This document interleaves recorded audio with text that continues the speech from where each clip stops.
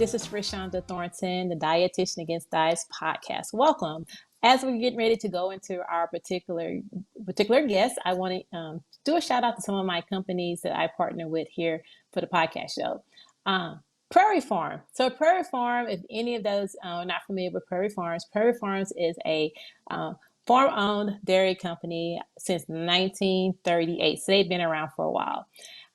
During the COVID-19 epidemic that we're all facing right now, it is important that we are staying at home and have confidence in knowing that the dairy farmers from Prairie Farms are working hard to make sure that they're keeping their shelves stocked, so that you guys are getting all the dairy products that you need to make sure that you're getting all the nutrients that you need.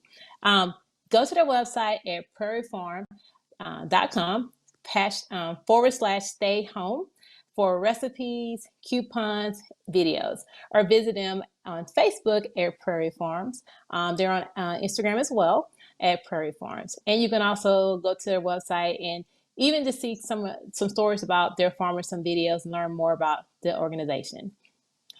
Another podcast partner I have is someone at a company here in St. Louis by the name of Precision Massage. So Precision Massage, it stands out from other massage companies because what they do is they provide targeted pain relief using neuromuscular therapy approach.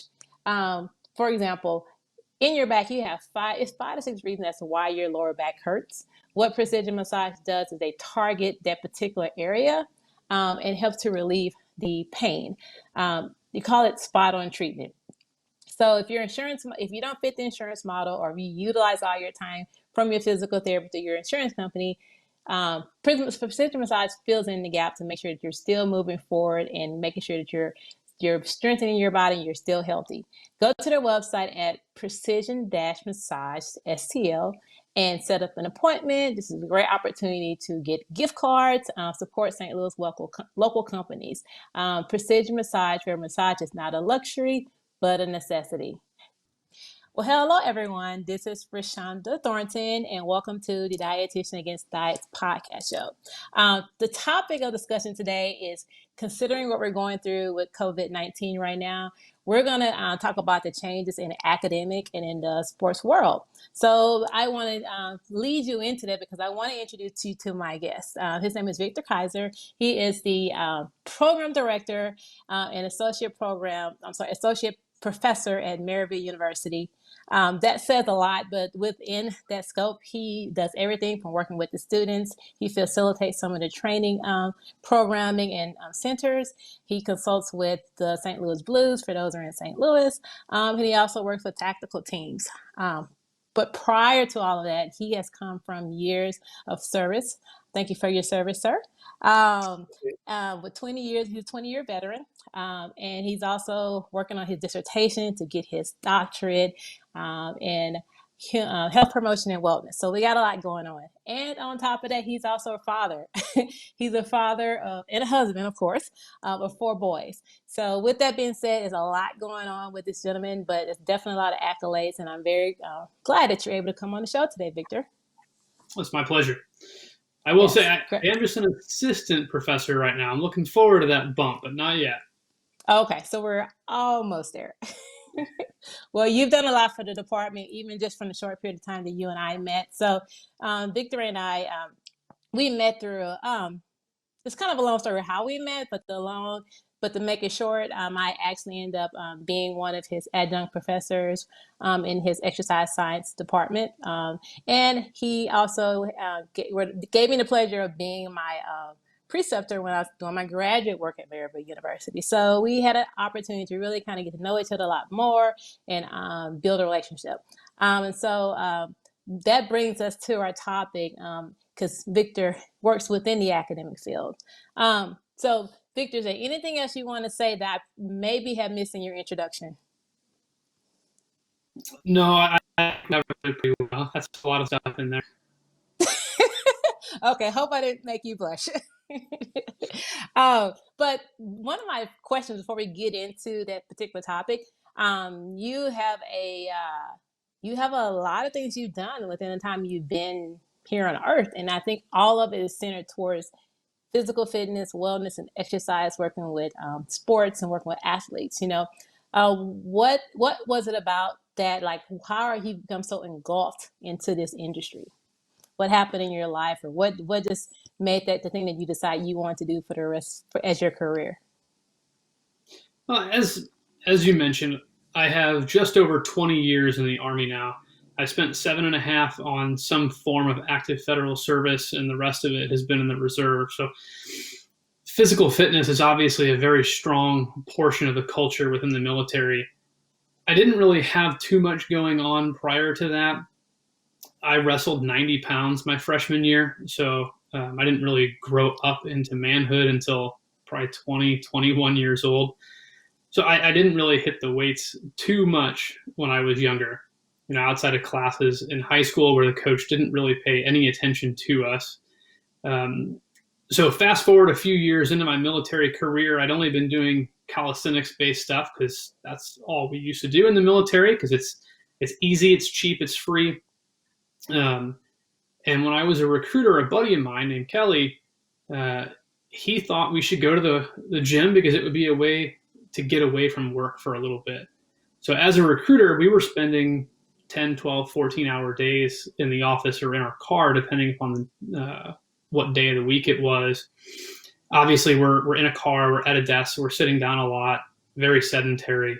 And so we picked up a few gym memberships, started going, and I fell in love with it. Obviously it does, outside of the physical changes, it's great from a psychological standpoint. Gave us a little bit of a reprieve. Obviously, everybody loves when your appearance starts changing.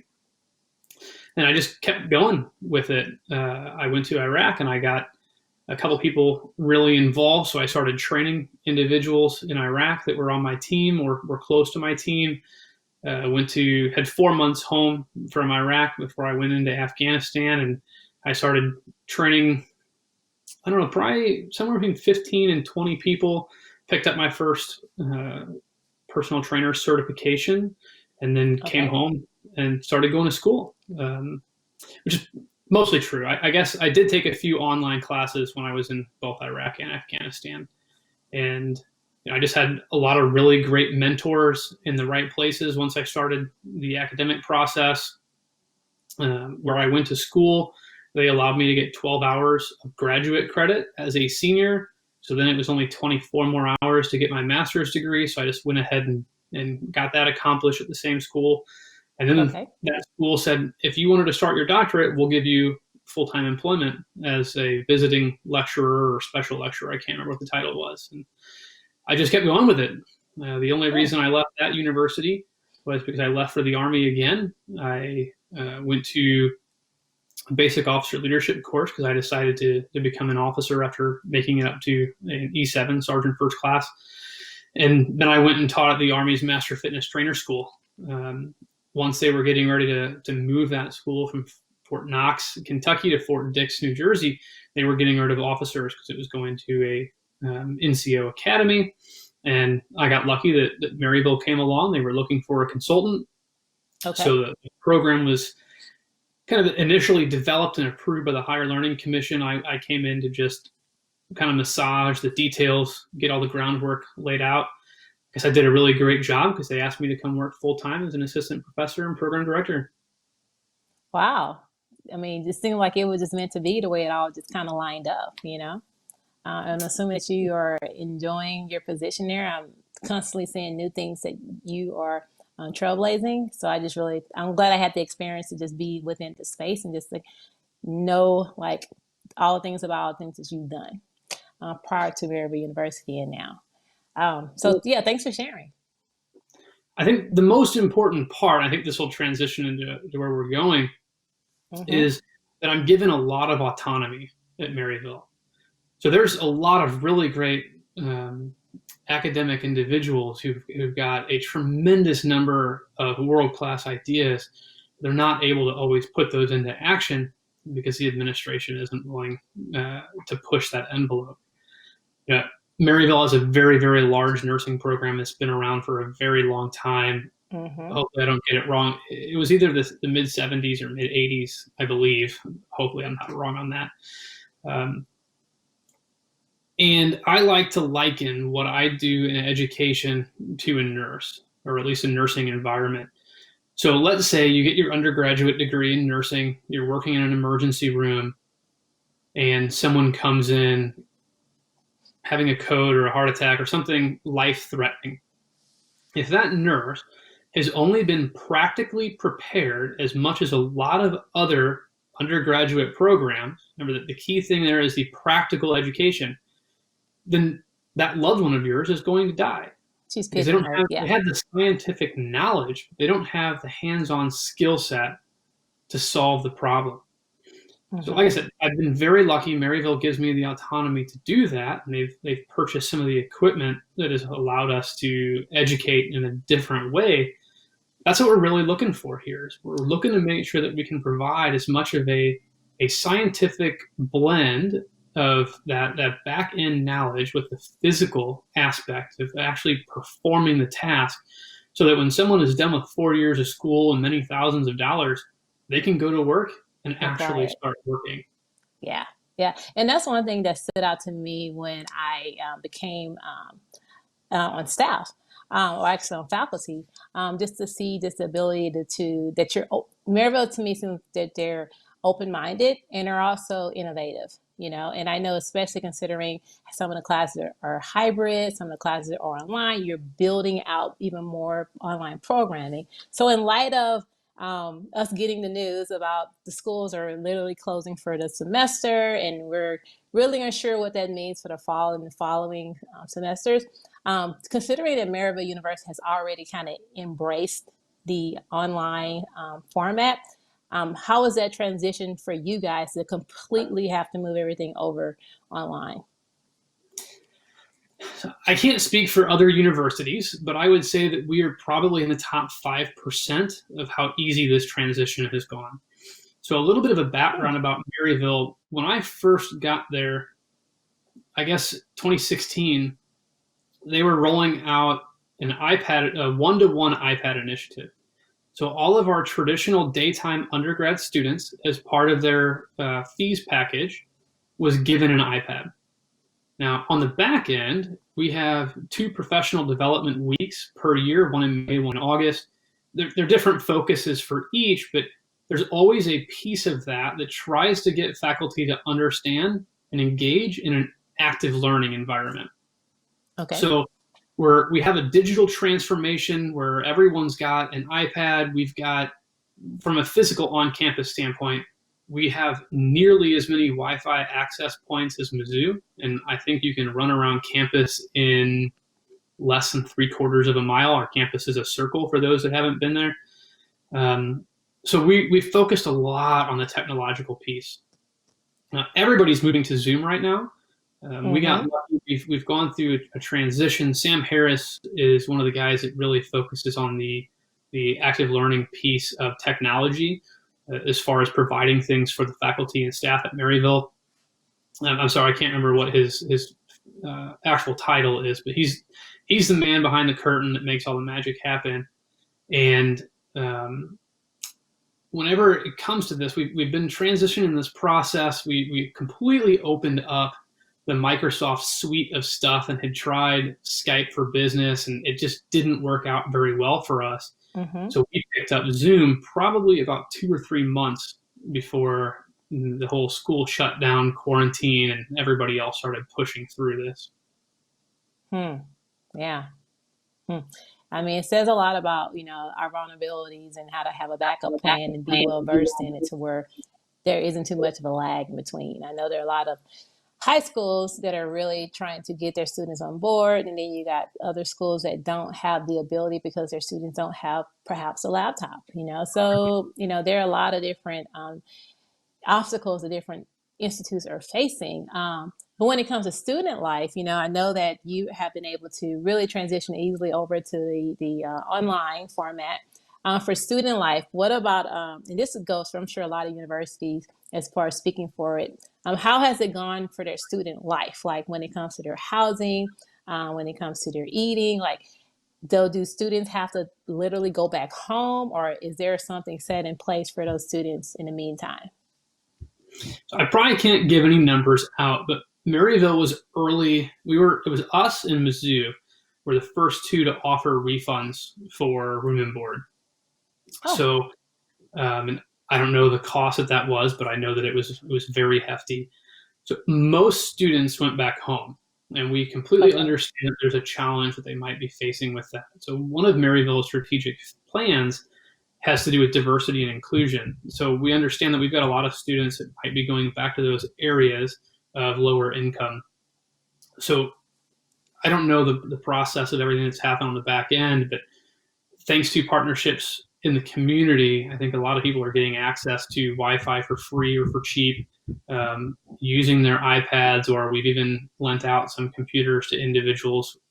Not as many students, but especially faculty that go back to these areas, trying to make sure that they have access to the technology that's needed. For all of our resident on-ground types of courses, we've always used Canvas as a learning management system. The nice part about that is, unlike the days of the past where, and probably some schools still do this, you would take your exams, any of your homework stuff would be done on paper and turned in. We utilize Canvas for most of that stuff. Hmm. So even in the courses that are resident on-ground courses, there's still a hybrid component. So our students were already very well versed in the technological piece of that. Now, where we're making things unique is we're offering synchronous classes. Like, we're meeting at the regular time of day that we would always meet, which Okay. we think is really helping the psychological component of being on quarantine right now. Sure, through Zoom, we're recording all of our lectures. So if students can't make it, like, I've got one student who's in Alaska, so he's a couple hours behind. I've got an early morning class, so that's very early for him. So for those students that can't make the regular scheduled meetings, they can still pop on and watch the recording. However, what it seems like we're finding is that there's still a sense of belonging for the students and a sense of engagement with their peers because of those synchronous meetings that we're having. And like I Yes. said at the beginning, when you asked the question, a lot of our students did go home, but there are several handfuls that weren't able to do that. And we moved them out of the dorms, put them in apartments so that they're not, in a shared facility with two or three other individuals. They're in their own apartment. They've got a kitchenette, and they still have access to all those pieces of technology. Okay. I mean, that says a lot, as far as you guys were being proactive and being ahead of the game and not being reactive. Because I think a lot of, this is kind of blindsided us, and a lot is leaving a lot of people and places in institutions just kind of frazzled. And so, just bringing the fact that you guys are able to have this being a part of what you do in your education, it just makes it a lot more easier for not just the students, but I'm sure that some of the staff and faculty, there is not a big change for them either. I'm assuming, right? Um, it's pretty close to business as usual. I mean, I've got my Maryville polo here. I hang it up on a hanger right back here by my door, so I can just pop it on whenever I'm jumping online. Put on your uniform. We've got some faculty that wear weird stuff, something different every single time they jump on camera, just to kind of get a smile out of the students. I think something that unique that we're going to find is, as a species, we are very, very good at adapting. Mm-hmm. We might be resilient to change until we're forced, but as soon as we're forced to make changes, we adapt to it very quickly. I think one of the outcomes that we'll see, and this is a prediction here, is that there's going to be no such thing as a snow day anymore. I think I know because this of is. technology, I never thought about that one. classes, even if we can't physically get to campus anymore. So it'll be safer, because now, if campus isn't closed, students are worried about, well, I'm going to miss the material. It's not recorded. Mm-hmm. Maryville is a non-attendance taking school, but faculty can choose to set attendance policies by themselves. Yes. So if they're in a class where there's an attendance policy, they're going to miss out. And we ultimately really want to worry about the safety of the individual. And depending upon where somebody lives, their roads might not be clean. They might have a steep road to travel on, whatever the case is. Now they can still attend class. chances are in their PJs. I had 2 classes earlier today. Probably 30% of my students were still in bed. Whether that's where their desk is, New way they of just learning. lay in bed with their iPad and they watch class. And Yeah. the weird part is, so I make my students, unless they've got a very specific reason for why they can't, I make sure that they turn on their camera. Because I trust my students. I don't think they're going to turn on their camera and then run away. Obviously that could happen. But I think giving everybody an opportunity to see each other is much more beneficial than them having their camera and their microphone muted. I agree. It means a lot to actually see the person when you're talking. I mean, even now, since everyone is kind of in a position where they have to do something virtually, I'm even finding out for myself, FaceTiming or Zooming someone, you still have that same connection as far as the facial expressions or having a connection with that person. It goes further than just a voice on the phone now. So I can see how just having the students together on one platform helps them all to feel like they're still a part of, their classmates are there in real time, their professors there in real time. And I think it only encourages them to continue to in their education, at least throughout this semester as we're dealing with this. And it's funny when you said no snow days, because I can only imagine what, our younger students, elementary and high school students, they can't wait for snow days. Yep. So this may cancel out snow days. Yep. But to switch gears real quick, now this is where I am really curious to what's your perspective on what's happening? What do you see moving forward?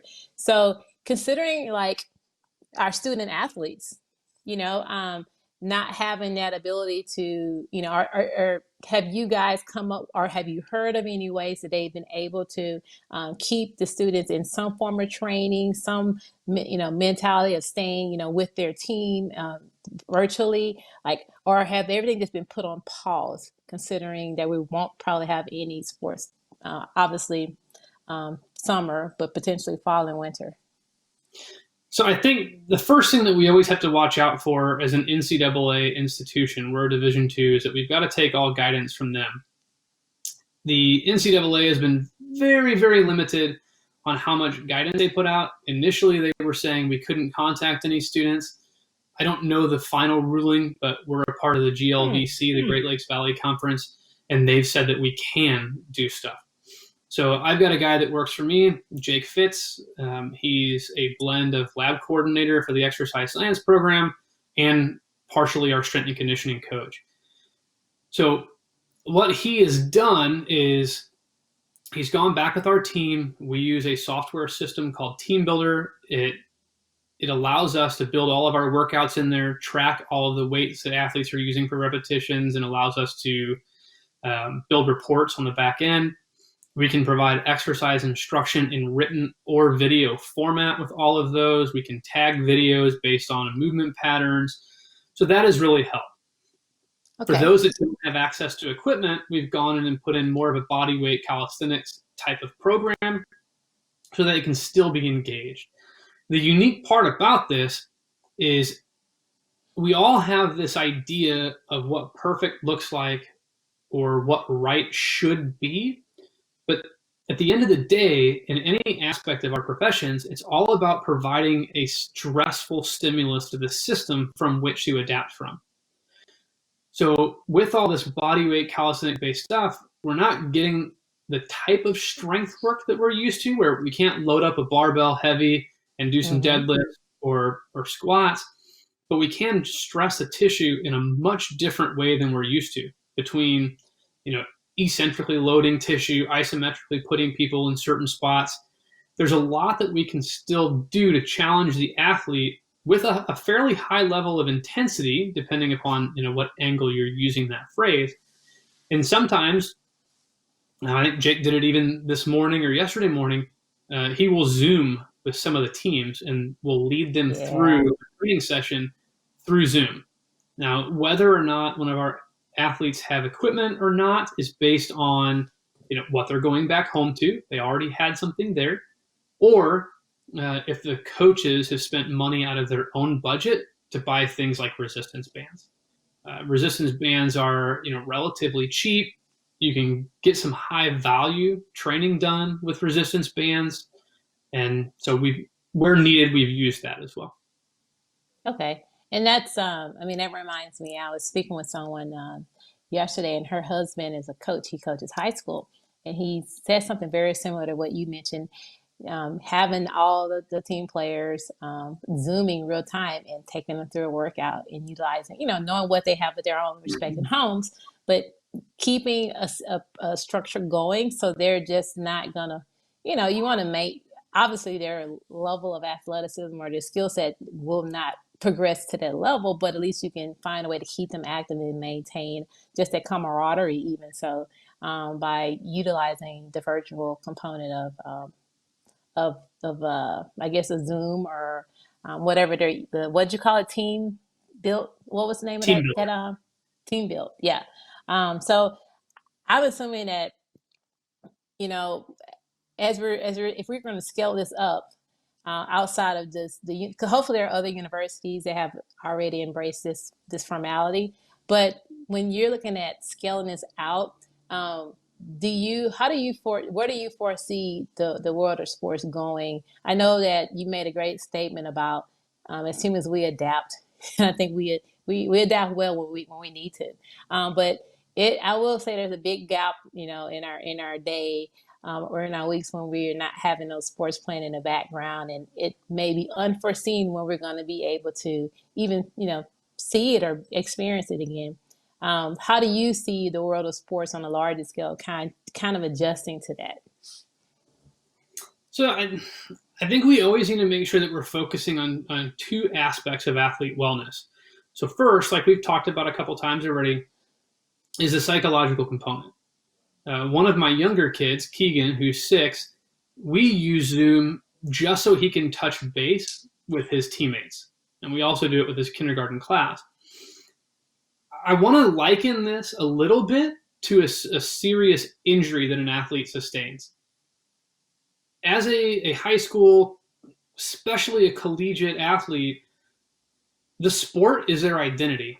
So as soon as we take that away from them, they can find themselves in a pretty dark place. Now, historically, we're only used to this happening with, major injuries that require surgery, but I think the context is still the same. So making sure that we are communicating and engaging with those athletes is extremely important.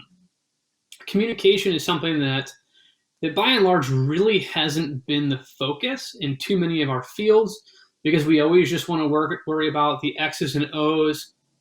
What is the best methodology to get this desired result, etc. Now, I think we built a course on it thanks to a buddy of mine who's been a very, very strong advocate in the field, Brett Bartholomew. He wrote a book called Conscious Coaching, and he's produced some courses that are all about that communication piece. I think the coaches or the professionals that were slow to adapt to the need to upskill their communication piece and not just their scientific piece are finally learning how incredibly important that was. We have to connect, we have to engage, and we have to do it on the terms of the individual. I was fortunate that I was able to learn this piece from the military early on, even though if you watch anything military related that comes from Hollywood or maybe somebody in the military that still had this style of leadership, what the Army teaches, and most likely other branches, is part of our leadership model is that your style has to adapt to the individual that you lead. Some people want to be screamed at. They need to be screamed at in order to respond. Whereas other people that are screamed at are going to kind of back down. They're going to go hide in the corner, and you're not going to get any level of performance or success out of them. Right now, more than ever, we need to make sure that we're tailoring our message to that individual and what they need. The second piece is that we have to make sure that people are engaging in some type of activity for establishing a strong tissue tolerance. Otherwise, whenever we go back to sports, what's going to happen is that people are going to be at a much higher risk of injury, because a lot of coaches or even the athletes themselves are going to think that they can go right back to where they left off. And our training hasn't allowed that. What we've been doing probably isn't enough for that to take place. And if we go, let's say we were at 85%, if we go back to 85% again, when we really should be at 60, and those are just completely random numbers, Mm-hmm. that extra I get what you're 25% saying. is going to cause an injury. Yes. So Yes. how are we going to adapt? I think the adaptation is going to be unique to different pockets of individuals. So Maryville uses an online cloud-based software service. That's a really easy thing to use. We can put everything in one. There's many different types of these out there, any number of different price points. People can use it.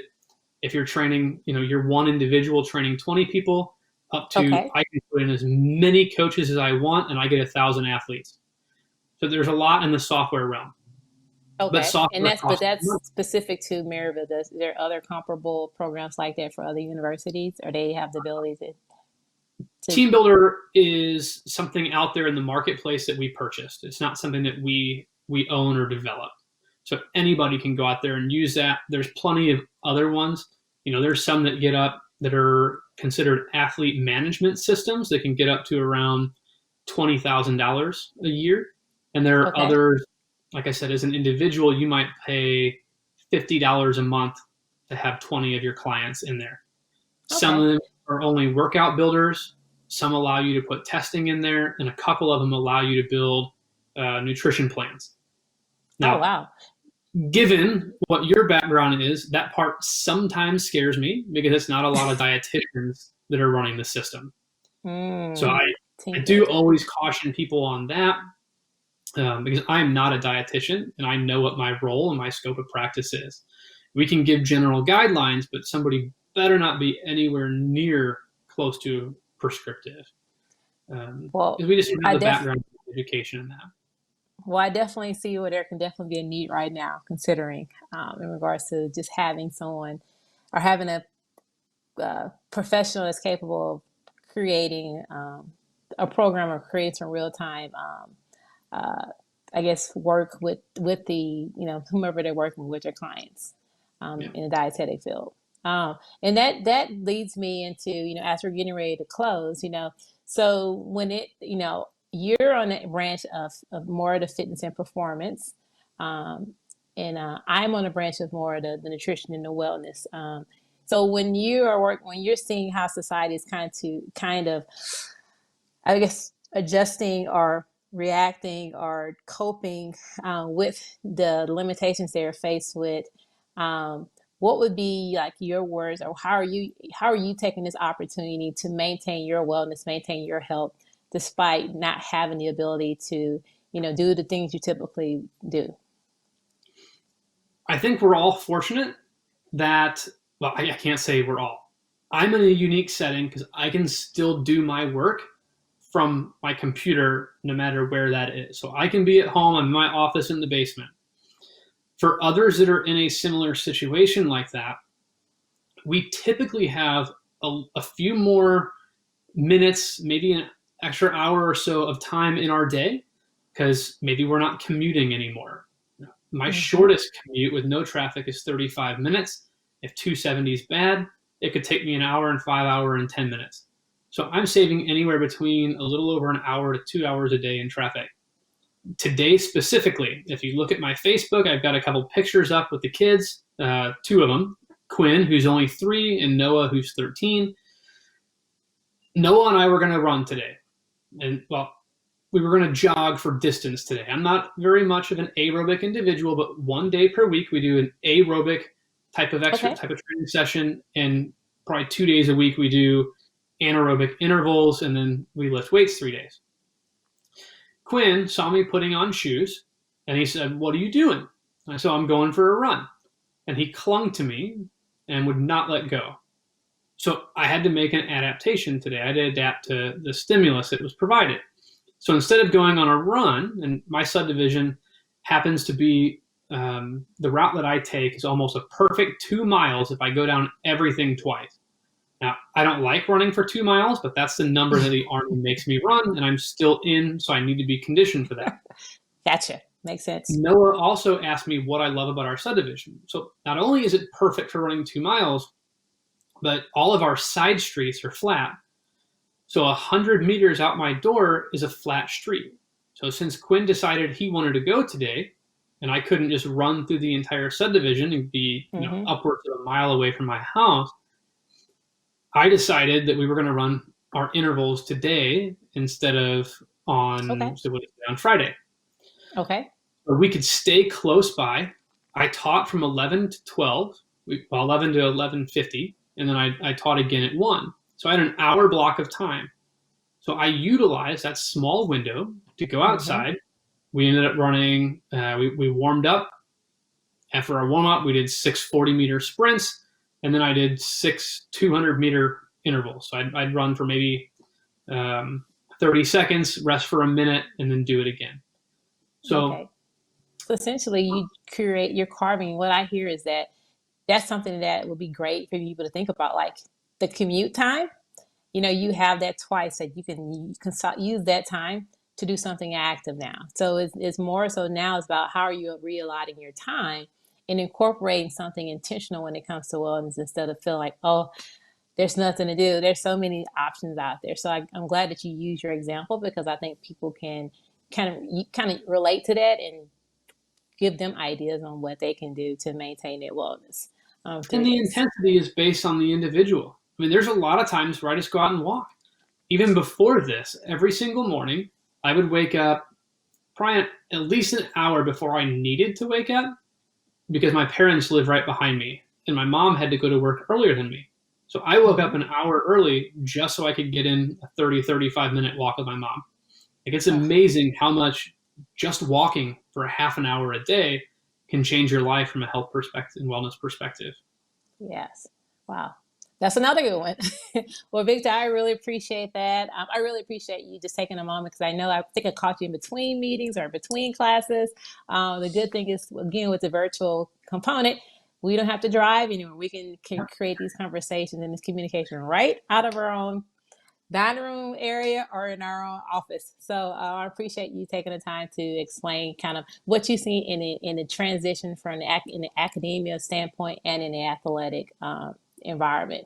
Again, I appreciate you coming. Do you have anything that you would like for any viewers or listeners to know before we head out? First, it's my pleasure. Secondly, it's so cliche, but when it comes to resilience, it's all about how we fight or we manage adversity.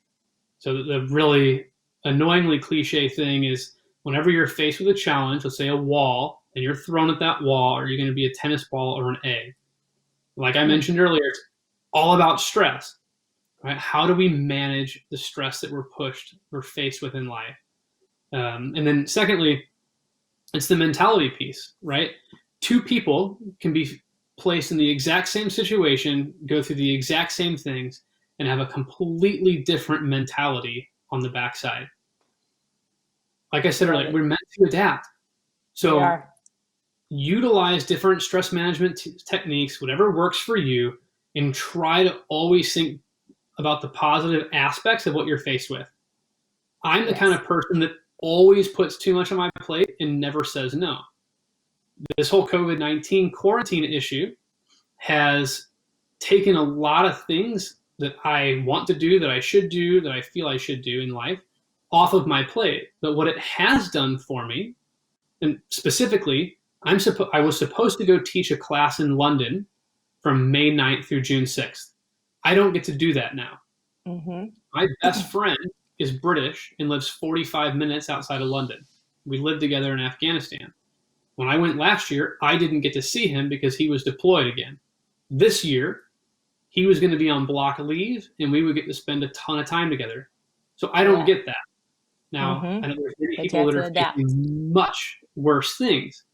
But the positive side of all of this is now I'm spending way more time with my wife and my children, and I'm still getting the things accomplished that I need to get accomplished. I just had to adapt and do it a little bit different of a way. Yeah. Well, guys, you heard what he said. I mean, great nuggets that I haven't even thought about. Right now in these times, it's all about really adapting and how you're choosing to handle and deal with it. Recognizing your stress, create some stress management techniques to get you through this, because this is a challenge just like anything else in life. But take this challenge as an opportunity. That's how I look at it. Victor Kizer, again, thank you for being a part of the podcast show. This is Rashonda Thornton, the Dietitian Against Diets. Remember, it's not about going against diets. It's about going against the diet mentality and rebuilding your relationship and your connection with what you eat. Have a great day, guys, and see you next time. Bye. Well, as we're closing from today's podcast show, I want to recognize a local company here in St. Louis by the name of Banner Road Baking Company. Right now, they have been labeled as the world's best granola. And your question may be why. Well, I'll tell you, their owner/chef is named Ann Croy, and she has made sure every ingredient is up to grade. She's also been innovative in her flavors. I call them flavor clashes, because she puts combinations of flavors together that you won't particularly see any given grocery store. I'll give you a few examples. One of her popular ones is called Kickstart. Kickstart is a combination of chocolate and coffee. She has another one called Oh Snap. If you can put those words together, it's a combination of ginger and molasses. And last but not least, I think this is one of my favorites. It's called Mocha Morning. It's a combination of mocha, hazelnut, and malt. If you go to their website right now until the end of April and make any purchases online above $25, you will get free shipping if you type in the code Stay Strong in all capital letters. Banner Road is known also for being the world's best granola because they take no shortcuts or concessions. Go to their website at bannerroads.com or find them on Facebook at Banner Roads or on Instagram at Banner Roads.